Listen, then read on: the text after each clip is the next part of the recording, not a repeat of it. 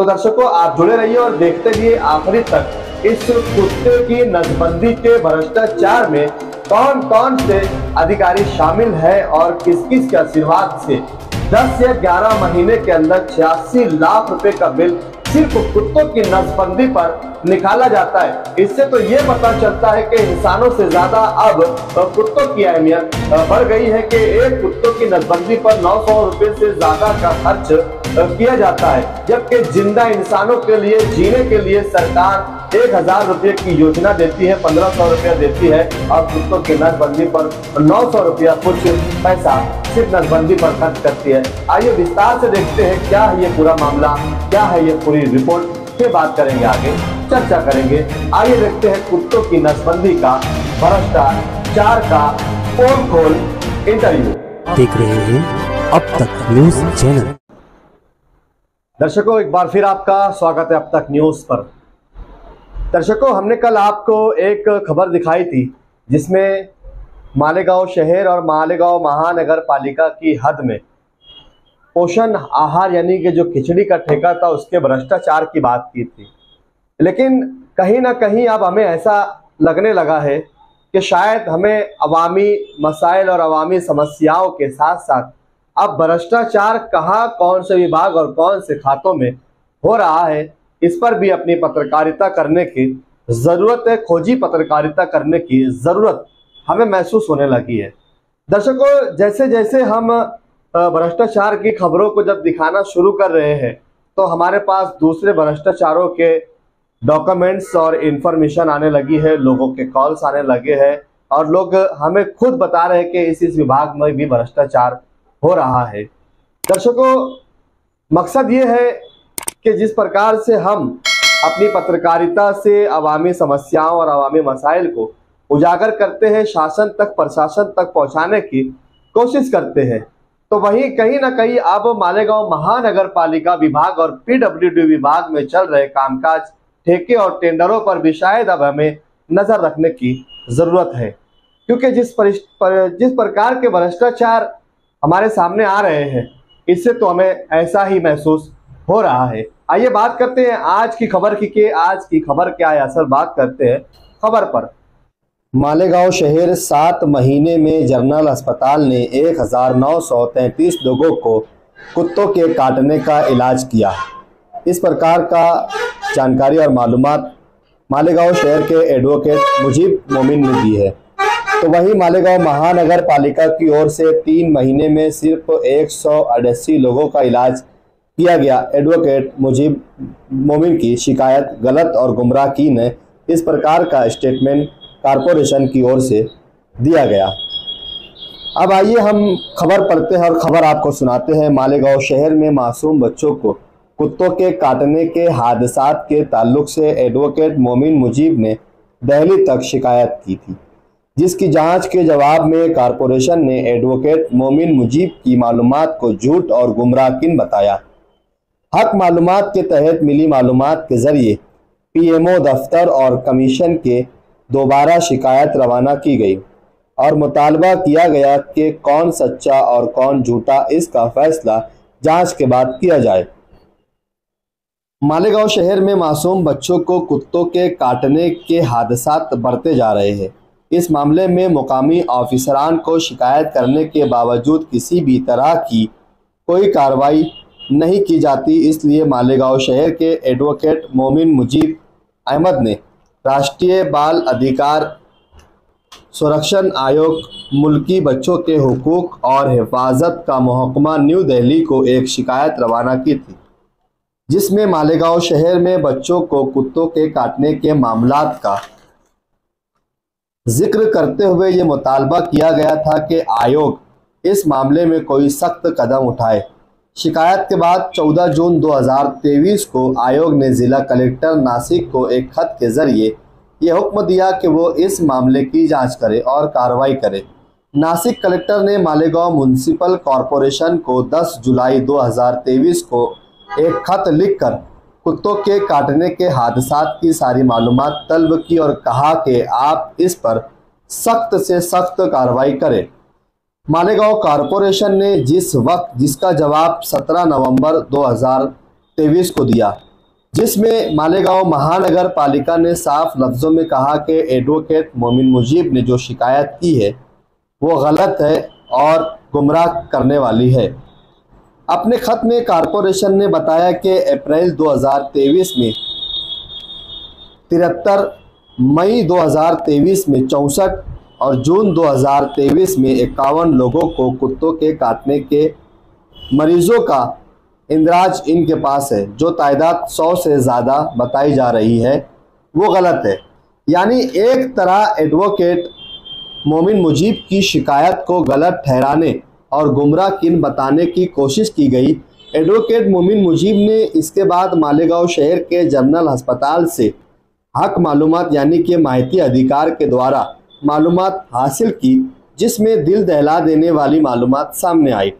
General अस्पताल में जितने लोगों पर कुत्ते काटने के बाद इलाज किया गया, इन्हें इंजेक्शन दिए गए, इसका एक अलग रजिस्टर होता है, जिसकी बिना पर यह मालूमात मिली कि अप्रैल 2023 में 380, मई 2023 में 292, जून 2023 में 305, जुलाई 2023 में 222, अगस्त 2023 में 251, सितंबर 2023 में 277 और माह अक्टूबर में 206 लोगों को कुत्तों के काटने की मालूमात दी गई है।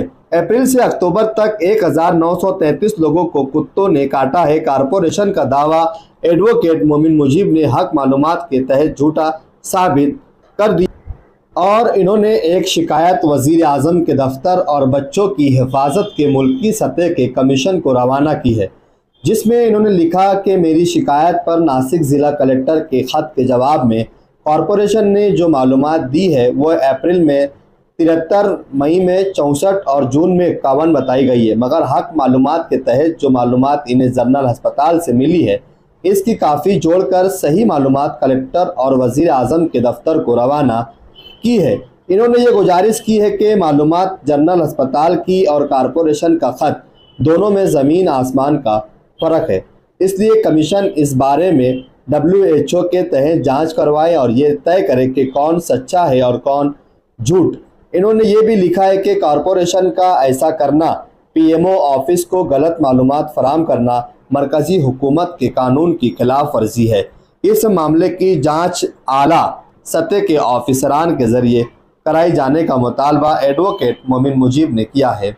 कॉरपोरेशन ने अपने ख़त में ये भी लिखा है कि वो कानून के मुताबिक कुत्तों की नसबंदी कर रही है और इन्हें एंटी रेबीज़ वैक्सीन भी दे रही है। इस बात को एडवोकेट मोमिन मुजीब ने गलत बताते हुए कहा कि नसबंदी की तादाद सिर्फ कागज़ पर है, असल में मामला कुछ अलग है, जो यहाँ पर बिल्कुल किसी दर्जे में होती नहीं।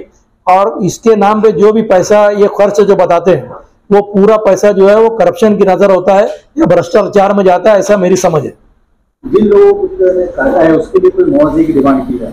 मेरी तरफ से डिमांड की गई है, लेकिन कॉरपोरेशन ने अभी तक उसके बारे में कोई फैसला नहीं किया है। और कॉरपोरेशन जो वो बोगस रिकॉर्ड प्रिपेयर करके वो रिकॉर्ड कम से कम बताने की कोशिश करती है, हालांकि इन गवर्नमेंट के रिकॉर्ड से उनकी बात जो है वो झूठ साबित हो जाती है। क्या डिमांड की है आपने? मैंने कॉरपोरेशन अभी तो फिलहाल जो सेंट्रल गवर्नमेंट है उससे डिमांड की है कि कॉरपोरेशन का जो जवाब है वो गुमराहकुन है और गवर्नमेंट के रिकॉर्ड से साबित हो जाता है कि झूठ बोल रहे हैं, तो इसलिए कॉरपोरेशन के खिलाफ उसकी जो है वो कार्रवाई होना चाहिए। इंक्वायरी बिल्कुल ट्रांसपेरेंट होना चाहिए और कंप्लेंट में हूँ मुझसे राब्ता कायम करना चाहिए और कॉरपोरेशन के खिलाफ इंक्वायरी गवर्नमेंट का दूसरा कोई डिपार्टमेंट करना चाहिए। प्राइम मिनिस्टर ऑफिस से इंक्वायरी का ऑर्डर है, तो मेरी तो ये समझ है कि ऑटोमेटिक उनको कुछ ऑफिसरान को जो इसमें मुताल्लिका है उनको सस्पेंड कर देना चाहिए।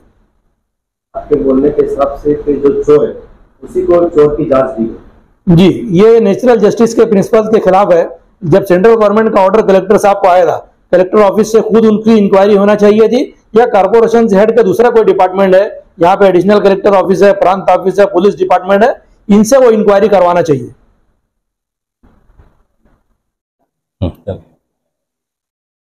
तो मालेगांव महानगर पालिका पर जिस प्रकार के आरोप लग रहे हैं कुत्ते के काटने को लेकर, इस पर महानगर पालिका का क्या स्पष्टीकरण?